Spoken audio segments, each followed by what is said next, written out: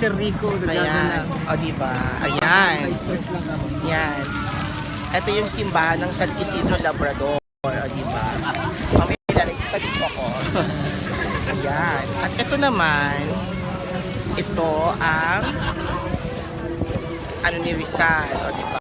Tapos, kung makikita nyo dito, teka lang. Nakikita nyo sa likod ko, yan ang dating bahay ni Rizal nung nag-aral siya ng elementarya, di ba? Doon sa kanyang tita. Yan, yan nakita yung dalawang bahay na yan. Ayan ha, yan na nakita nyo. So, kasi nandito ako sa Binyan, of course, no, as you can see, ginawa na siyang tourist spot. Dito, tourist spot itong plaza, o di ba? So, ang daming tao. So, nakita nyo, ang daming nakaupo. And look, Padala ko sa kuya. oo. And look at the fountains, o diba? Yan.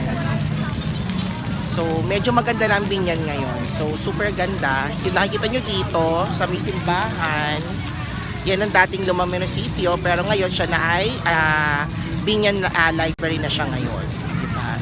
So, yun. Ang ganda-ganda ng, super ganda ng Binyan. So, itong tuwing hapon, ang daming mga tao kasi ginawa na talaga siyang tourist spot. Kasi pag nakikita nyo ngayon, wala na masyadong sasakyan.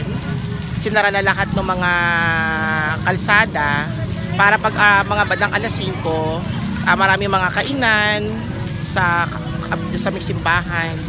At yon galaan. Ayun, no? So, kung gusto nyo gumala dito, well, punta kayo dito